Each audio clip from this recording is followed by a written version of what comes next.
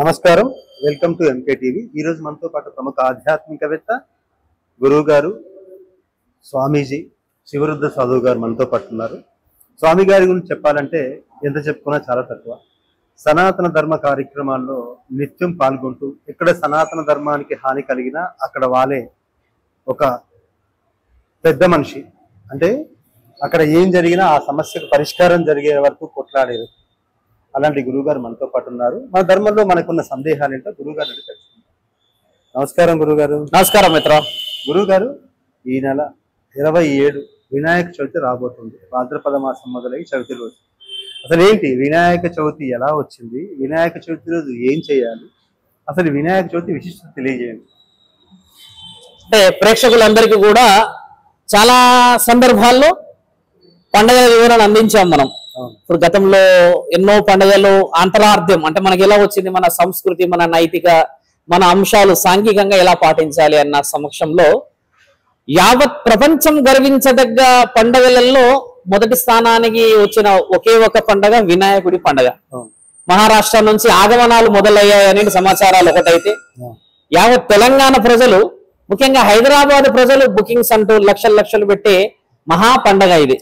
ఈ పండుగలో చూడండి, యువతి యువకులు, ఆడవాళ్ళు, పెద్దవాళ్ళు, చిన్నవాళ్ళు, కుటుంబాలు అందరూ అంగరంగ వైభవంగా వీధుల్లోకి వచ్చి ఒక కళాత్మకంగా మన సంస్కృతి నైతిక శక్తిని కాపాడే మహా పండగ ఈ వినాయకుడి పండగ కావడం. ఈ నెల 27వ తారీఖు నుంచి మొదలయ్యి మనందరి కుటుంబాల్లో నిజమైన సౌష్ఠవత్వాన్ని తీసుకొచ్చే మహా భాగ్యం ఉన్న రోజు కాబట్టి ప్రేక్షక మహానీయులందరికీ వినాయక పండుగ శుభాకాంక్షలు చెప్పుతూ చరిత్ర అంతరార్థాన్ని తెలుసుకోవాల్సిన సమయం. ఎందుకంటే ఈ రోజు యువతి యువకులలో పండగ వాతావరణంతో పాటు మన యొక్క పెద్దవాళ్ళు ఇచ్చిన నైతిక శక్తులు తెలుసుకోవాలి. అంటే ఎందుకు వినాయకుడిని చేయాలి పూజ, నియమ నిబంధనలతో కూడుకున్నదా లేకపోతే శాస్త్రీయంగా శాస్త్రంగా వచ్చినదా, అంటే మనకు ఎందుకు అన్న అంతరార్థానికి వెళ్తే, పూర్వం మన పురాణాలలో వివరించిన వివరణ చూస్తే గజాసురుడు అనే ఒక మహాభక్తుడు, రాక్షసుడు కాదు ఆయన గారు, మహాభక్తుడు. ఆ భక్తుడు నియమ నిబంధనలు కొంచెం విచిత్రముగా ఉంటాయి. ఇప్పుడు ఆయన గారి కోరిక ఏంటంటే, ముల్లోకాధిపతి మహాశివుడు ఆయన గారు చేసే ప్రతి దాంట్లో ఎన్నో అర్థాలు. ఇన్ని అర్థాలలో ఆయన ఏమనుకుంటాడంటే, మహాతపస్సు చేసి ఆ తపస్విని గెలుస్తాడు శివుడిని. అంతటి వీరుణ్ణి గెలిచినప్పుడు తండ్రి ఆయన గారి కోరిక మేర కోసమని వచ్చి, గజాసుర, నీవు చేసిన మహాతపస్సుకు నేను తపించాను, నిన్ను చూసి ఎంతో ఆశించి వచ్చాను, నీ యొక్క కోరికను వివరించగలను అని అంటే, ఆయన కోరిన ఒకే ఒక్క కోరిక ఏంటంటే, ముల్లోకమంతా నేను గుర్తుపట్టేలా ఉండాలా, ముల్లోకాధిపతి నా గుండెల్లో ఉండాలా. అంటే నా గుండెలో ఉండాలని అంటే, ముక్కంటి గుండెల్లో ఉంటే మరి లోకమంతా ఎవరు చూడాలి? కానీ తండ్రి ఏమంటాడంటే, గజాసుర, వలదు మీరు కోరిన మహా కోరిక వల్ల మీ ప్రాణం పోవచ్చును అని అంటాడు. నా ప్రాణం పోయినా పర్లేదు, మీరు నా గుండెలోనే ఉండాలి మహా అని అంటే, తండ్రి అంటాడు, నేను బయటికి వచ్చే సమయం అప్పుడు నీవు ప్రాణాలతో ఉండవు గజాసుర అంటాడు. అన్నప్పుడు గజాసురుడి మాట విని గజాసురుడు మొండికేసి చేసినప్పుడు తండ్రి, సరే నీవన్న వరం ఫలించునుగాక, నేను నీ గుండెలో కొలువై ఉంటా అని తండ్రి ఏం చేస్తాడు, ఆ గజాసురుడి యొక్క గుండెలోకి చేరుతాడు వెళ్ళి. అంటే తండ్రి గుండెలోనే ఉంటే ఆయనకి ఇక్కడ లేని ఆనందం, ఇంకా శివుడే నా గుండెలో కూర్చున్నాడు, ఆ ఆనందం అలా పొంగుతూ ఉంటే, సన్యాసమేమి దాటిన మహానీయుడు ఇంటికి రాకపోయేసరికి జగన్మాత పార్వతీ తల్లి ఏం చేస్తుందంటే, ఆ మాట ఈ మాట పాలసముద్రంలో ఉన్న తండ్రి విష్ణు మహానీయుడికి విషయం అందిస్తారు.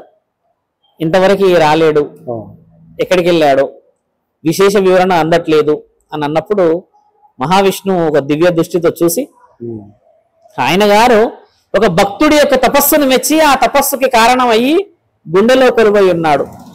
కానీ శివుడిని బయటికి తీయడం అంత సులభమైన పని కాదు, ఎందుకంటే అది భక్తుడిని నొప్పించినట్టు అవుతుంది. భక్తుడి ఇష్టం మేరకు భగవంతుడు ఎక్కడికైనా పోతాడన్నదే మన చరిత్ర. కాబట్టి తండ్రి ఏం చేస్తాడంటే, వ్యూహాత్మకంగా చాలా తెలివిగా తేవాలి, గజాసురుని మనందరం ఆనందంగా మైమరిపించి ఆయన ద్వారా మాటలు ముచ్చట్లు చెప్పి ఆయన మాటల ద్వారా వరాన్ని పొందితేనే లోపట ఉన్న మహానీయుడు బయటకు వస్తాడు అని చెప్పేసి వీళ్ళందరూ గంగిరెద్దుల్లాగా కొన్ని అవతారాలను ధరించి, ఇప్పుడు మనం చూస్తుంటాం, ఊర్లలో చూస్తుంటారు, చాలా మంది వస్తారు కదా, ఆ వేషాధారణలో అందరూ వెళ్ళి ఆ కోలాటం అంతా చేసుకుంటూ, గట్టి మేళాల శబ్దం చేసుకుంటూ, అలా డమరుకాలు వాయిస్తూ, ఆ గంగిరెద్దుల గజ్జలు, ఆ మువ్వల శబ్దాలు చేస్తూ ఆనందంగా ఆ గజాసురుడు ఉన్న ఆ ప్రాంతానికి వెళ్తారు. గజాసురుడిని చూసి వీళ్ళందరూ ఏం చేస్తారు, ఆ నృత్యాలు చేస్తూ ఉంటే గజాసురుడు మహా ఆనందపడతాడు. ఓ వీళ్ళు విచిత్రంగా ఉన్నారు కదా, వీళ్ళు చేసే ఈ నాట్యం చూస్తే నాకు ఎంతో మైమరిపించే విధంగా ఆనందంగా ఉంది అని ఆ ముందు ఆడుతున్న గంగిరెద్దులతో పాటు ఈయన కూడా బాగా ఆనందంగా ఆడుతూ ఆ ముగిసించే సమయానికి ఆయన అన్న మాట, మేమెంతో ఆనందపడ్డాం. మీ కళ ఆలోచనను చూసి, మీరు చేసిన ఈ నృత్యాన్ని చూసి ఎంతో ఆనందమైంది. నా మనస్సు ఊవిరులాడుతున్న సమయంలో మీకేదైనా వరం ఇవ్వాలనుకుంటున్నాను అంటాడు ఆ గజాసురుడు. అన్నప్పుడు మహావిష్ణువు వచ్చాడన్న సంగతి తెలుసుకోలేక, మీరు వరం ఇచ్చారు కాబట్టి, మీరు మాకు ఇస్తానన్నారు కాబట్టి మీ గుండెలో కొలువై ఉన్న ముక్కంటి మాకు కావాలి అని అంటారు. అనగానే ఆయనకు అర్థమైపోతుంది, ఓహో వచ్చింది మహావిష్ణువా, వచ్చింది లోకాధిపతులా, అంటే జగన్మాత అక్కడ బాధపడుతుందా అని చూసినప్పుడు ఇచ్చిన మాట ఎట్టి పరిస్థితుల్లో కూడా వెనక్కి తీసుకునేది లేదు. కానీ ఆయనకు ఒక మాట ఏమి గుర్తుకొస్తుందంటే, తండ్రి అంటాడు, గజాసుర ఏ రోజులైతే నేను గుండెలో నుంచి బయటికి వస్తానో ఆ రోజు ఖచ్చితంగా నువ్వు ప్రాణం వదులుతావు అని అంటాడు. ఆ మాట గుర్తుకొచ్చినప్పుడు అలా తండ్రి బయటికి వస్తాడు. బయటికి రాగానే వీళ్ళందరూ దేవాది దేవతలందరూ తెలుసుకొని ఆనందంగా కైలాస శిఖరానికి బయలుదేరుతున్న సమయంలోనే తల్లి పార్వతీమాత ఇక్కడ ఆగిందా, దాంతో పని లేదు. తల్లి ఏం చేస్తుందంటే విశేష వివరణల ఆయన గారిని పసుపు పెట్టి వినాయకుడిని సిద్ధం చేస్తున్న తరుణం కనబడుతూ ఉంటుంది అక్కడ. ఎందుకంటే ద్వారపాలకుడిలాగా ఎవరూ లేరు చూసేవాళ్ళు అన్న ఆలోచనతో అమ్మ అక్కడ సిద్ధం చేస్తున్న సమయంలో ముక్కంటి ఎంతో కోపంతో బాధతో వస్తుంటాడు. అక్కడ నా భక్తుడి గుండెలో నుంచి నేను బయటికి వచ్చా అంటే తండ్రికి బాధ, నా వల్ల ఎవరు చీమ కూడా బాధపడదు ఆయన గారి వ్యూహం, తండ్రి వ్యూహంలో. అలా ఇటు వచ్చినప్పుడు ఆయన గారు వస్తూ త్రిశూలం పట్టుకొని కోపంగా వస్తుంటే వినాయకుడు ద్వారపాలకుడిలాగా ఇలా ఉండి లోపలికి పోనివ్వడు. ఇది మనకి చాలా కథల్లో విన్నాం. ఆ కోపంతో తండ్రి ఒక ఆలోచన చేస్తాడు. గజాసురుడు ఏం అడుగుతాడంటే, మీరు నా గుండెల్లో ఉన్నట్టు లోకమంతా గుర్తించాలి, నన్ను పూజించబడాలి అన్న వరాన్ని తండ్రి ఇచ్చిన తర్వాత గుండెలోకి వెళ్తాడు. తండ్రి ఏమంటాడంటే, నేను బయటికి వచ్చినప్పుడు నీ ప్రాణం పోతుంది గజాసురా అని అంటాడు. దానికి కూడా సరే కానీ నాకు గుర్తింపు రావాలి మహానీయ అని అన్నప్పుడు తదాస్తు అన్న తర్వాత తండ్రి అక్కడికి వచ్చి బిడ్డ అడ్డుకున్న ఆ తరుణంలో వినాయకుడి యొక్క తల తీసేయడం త్రిశూలంతో మనందరికీ తెలిసినది కదా. అలా తెలిసినప్పుడు తండ్రి ఏం చేశాడంటే, అక్కడున్న చుట్టుపక్కల తండ్రితో ఉంటారు కొంతమంది, వాళ్ళందరూ ప్రమదగణాలకి వివరణ ఏమని తెస్తాడంటే, మీరు వెళ్ళి తూర్పు దిక్కున మొహం పెట్టి ఉన్న ఒక జంతువు కానీ మనిషి కానీ ఎవరైనా కూడా తీసుకురండి అని అన్నప్పుడు ఆ ప్రాంతంలో పడున్న ఆ యొక్క చిన్న ఆలోచన ఉన్న జంతువే ఈ గజాసురుడు.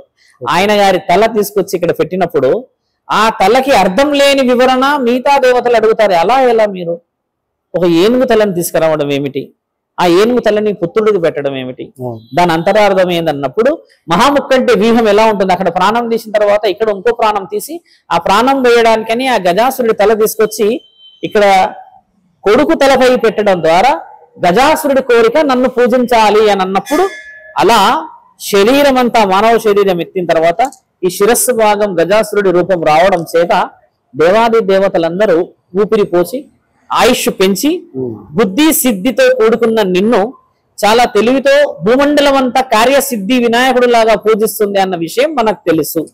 ఇక్కడ ఈ కథ మొదలైంది మిత్ర. ఇప్పుడు ఇదే విషయం పండగ రూపాన ఎలా చేసుకోవాలి, చాలా మంచి విషయం.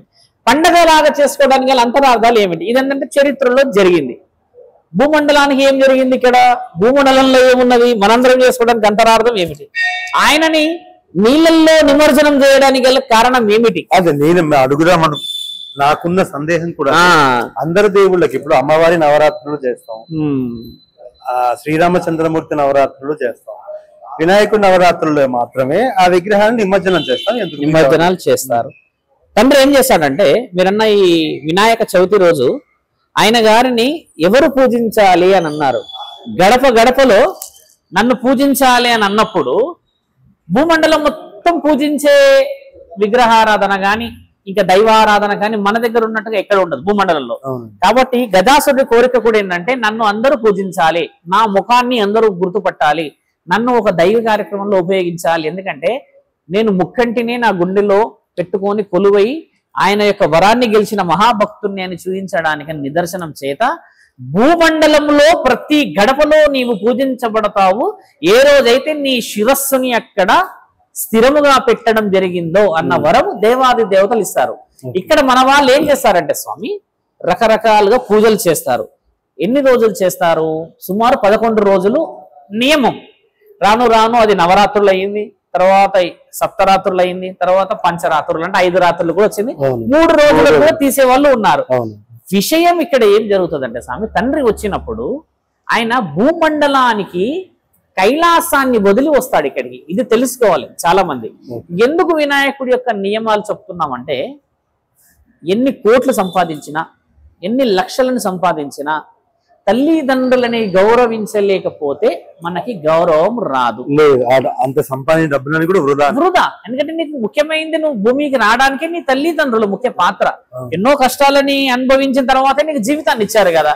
ఇప్పుడు వినాయకుడి విషయంలో ఒక రుజువు ఏం చేశారనంటే, ఇద్దరు అన్నాదమ్ములు నీవు గొప్ప నేను గొప్ప అని అనుకున్న ఆ తరుణంలో కార్తికేయుడు ఏం చేస్తాడు, అన్ని సముద్రాల్లో దాటుతూ 7 లోకాలు దాటుతూ అన్ని లోకాలు తిరుగుతూ వస్తే, ఈయన గారు నా తల్లి నా తండ్రులే నా లోకం, వారికి తెలియని లోకం నాకు అవసరం లేదు అని చెప్పి వాళ్ళ చుట్టూ చేసిన మహాప్రదక్షిణల వల్ల వాళ్ళు నీలాంటి బుద్ధితో, నీలాంటి ఆలోచనతో ప్రతి కుటుంబంలో ఒక బిడ్డలు పుట్టి వారి తల్లిదండ్రులని గౌరవించుకుంటే అంతకంటే భాగ్యమైన జన్మ ఎవరిది ఉండదు అని అక్కడే ఒక వరం తండ్రి ఇచ్చాడు. రెండో వరం, బ్రహ్మ విష్ణువులు ఇచ్చిన వరం బుద్ధి సిద్ధి. ఎవరైతే చదువులకి, ఎవరికైతే నీతి నిజాయితీలకి, ఒక కార్యానికి నిన్ను తలిచి వెళ్తారో నీవు విజయం సాధిస్తావు అని అంటారు. ఎలా విజయం సాధిస్తారు? ఇది కూడా ఆలోచించాల్సిన ప్రశ్న. ఎందుకంటే బుద్ధి సిద్ధి అనేవాళ్ళు బ్రహ్మ యొక్క పుత్రికలు. వాళ్ళిద్దరిని ఈయన గారు ఎందుకు పెళ్లి చేసుకుంటారు? ఓకే, అంటే వినాయకుడు బ్రహ్మచారా పెళ్ళైంది? లేదు, ఆయనకి 2 భార్యలు బుద్ధి సిద్ధి, వాళ్ళకి 2 పిల్లలు కూడా ఉన్నారు. శుభం లాభం. శుభం లాభం అని మనం ఏడ రాస్తాం, ఖాళీ గోడ మీద శుభం లాభం రాసుడు కాదు. ఈ బుద్ధి సిద్ధికి పుట్టిన వాళ్ళే శుభం లాభం. వాళ్ళిద్దరు పేర్లు దైవాధీనమైన పేర్లు అవి. ఈ బుద్ధి సిద్ధిని వినాయకుడు ఏమంటారంటే, వినాయకుడిని నీకు బారెడు చెవులు ఉన్నాయి అంటే నువ్వు వినే విషయం చాలా బాగా వినాలి. విని ఇక్కడ కిందకు వస్తేనేమో ఈ నాలుక ఈ ప్రాంతం చిన్నగా ఉంటుంది, అంటే కనబడకుండా ఉంటుంది, దాచుకున్నట్టు ఉంటుంది. కానీ దానివల్ల నువ్వు మితముగా మాట్లాడవలేను అని తెలుసుకోవాల్సిన అవసరం. మరి కళ్ళు కూడా చూడండి, ఎంత షార్ప్ గా చూసినట్టుగానే వివరణ రాసి ఉంటుంది. ఆయనకున్న ఆ నవ ఆయుధాల గురించి వివరణ కూడా ఉంది మన దగ్గర. ఈ పండ్లు ఎలా వచ్చాయనే వివరణ ఉంది. ఇలా ఒక్కొక్క వివరణకి మనం మళ్ళీ చెప్తాను. మీరు అన్నట్టుగా బ్రహ్మ యొక్క పుత్రికలను పెళ్లి చేసుకొని బుద్ధిని సిద్ధిని సాధించిన మహాఘనత ఎక్కడొచ్చిందంటే స్వామి, మహాభారత ఆ ఇతి వృత్తాంతాన్ని రాసిన మహానీయుడు వినాయకుడు.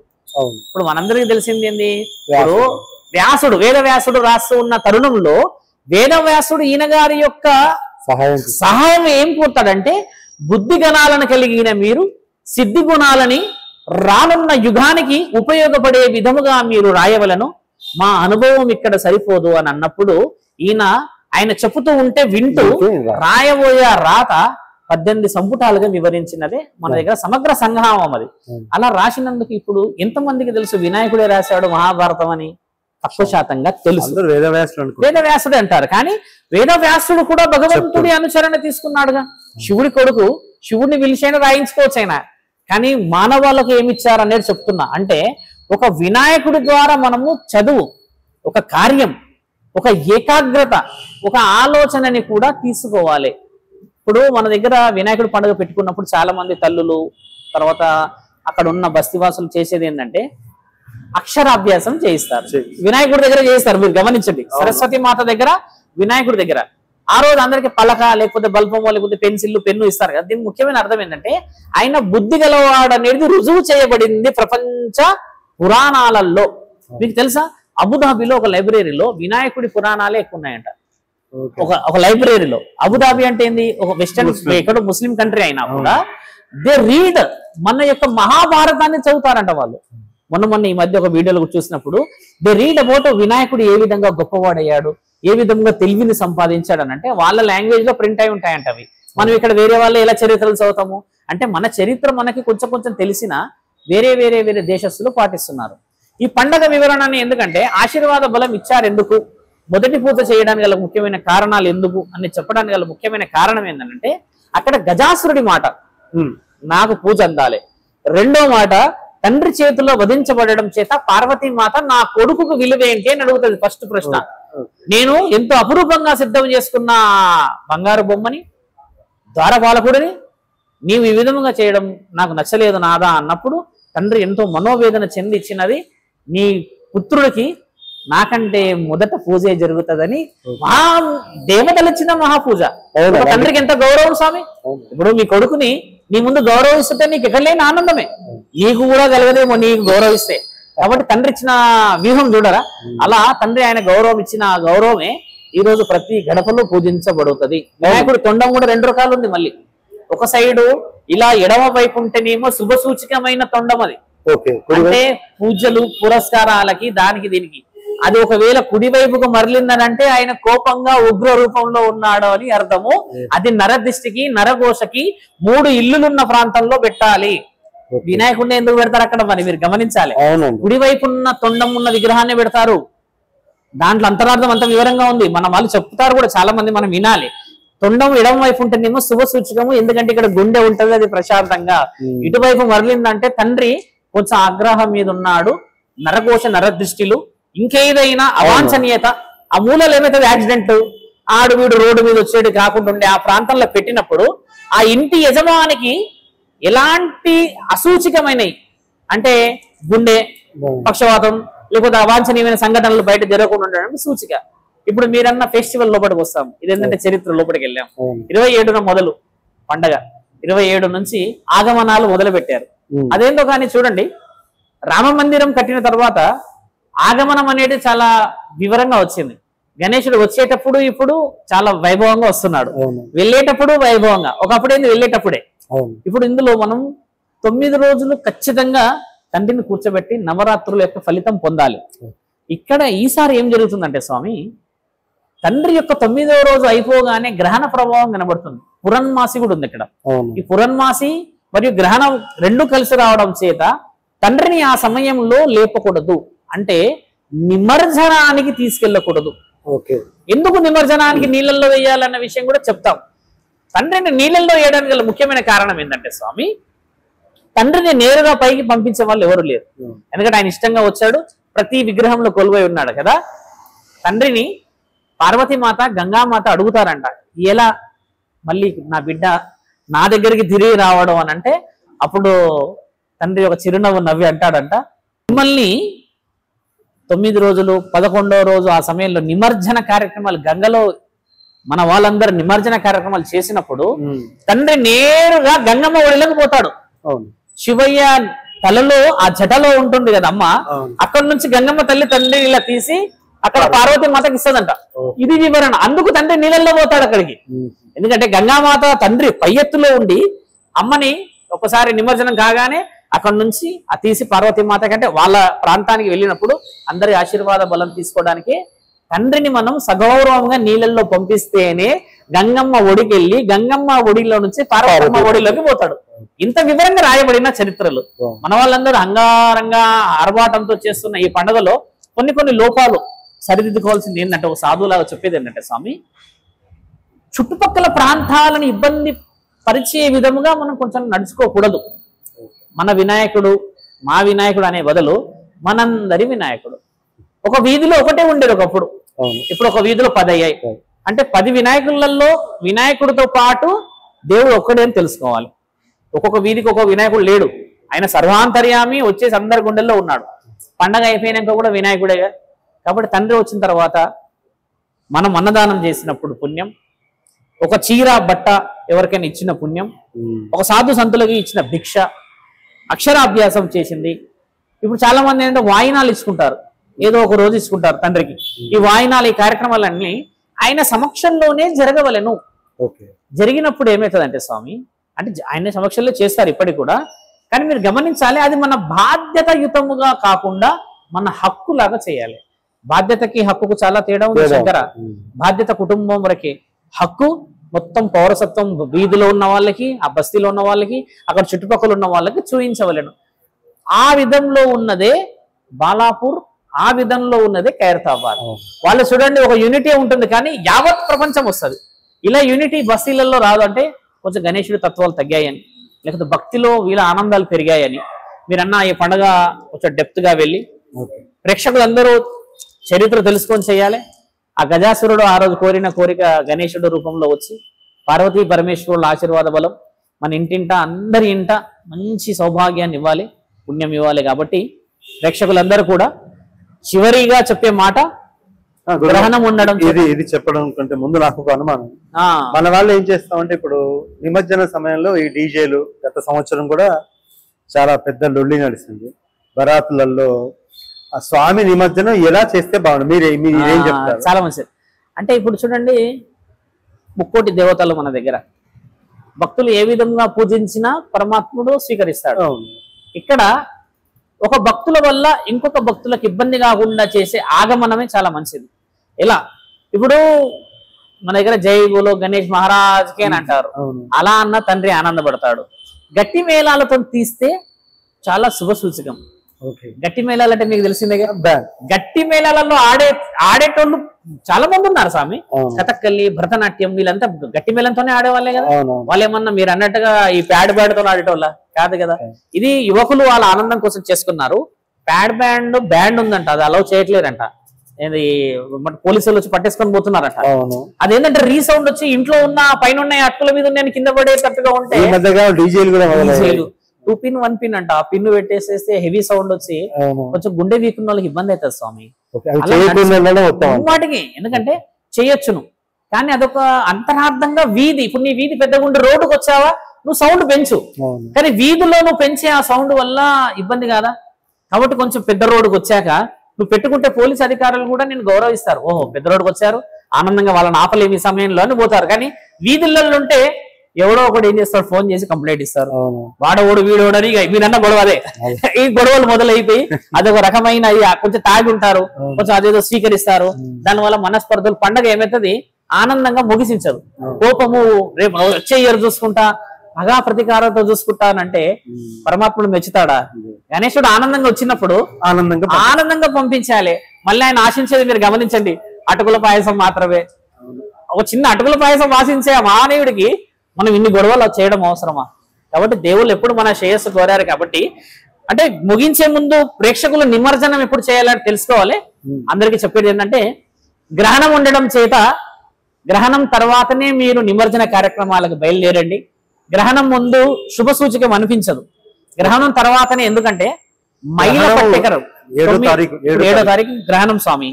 మన వాళ్ళు ఏంటంటే 6వ తారీఖు నుంచే చాలా గుడిలు మూస్తారు, అంటే ఒక రోజు ముందు నుంచి. కాబట్టి 7 సాయంత్రం అంటే 8 ఉదయం మళ్ళీ గుడిలన్నీ తెరుస్తారు. కాబట్టి 8వ తారీఖు సమయం తర్వాత అప్పుడు చేసుకోవడానికి శుభ సూచకం ఏంటంటే 9 రోజులు తండ్రి కూర్చోవాల్సిందే. అదే నవరాత్రులు. నవరాత్రులు విలువలు ఉన్నాయి. నవ అంటే 9కి ఎంతో విలువ ఉంది స్వామి. నవధాన్యాలు ఉన్నాయి, నవగ్రహాలు ఉన్నాయి, నవనాట్యాలు ఉన్నాయి, మళ్ళీ నవరసాలు ఉన్నాయి. ఇన్నున్న మన దగ్గర నవ అనేది తండ్రి కూర్చుంటేనే మనకు కూడా గౌరవార్థము. 10వ రోజు ఎలాగో మీరు అన్నట్టుగానే గ్రహణం ఉన్నది కాబట్టి 11వ రోజు తీసుకునే వాళ్ళు తీసేసుకోవచ్చు. పోలీస్ అధికారులు అంశాలు వాళ్ళు పర్మిషన్స్ అడుగుతున్నారు. ఇంకేవో నిన్నగాక మొన్న ఇక్కడ మా కమిటీకి మన ఈ ఏరియాకి సంబంధించి పోలీస్ అధికారులు కూర్చొని నియమాలు చెప్పారు.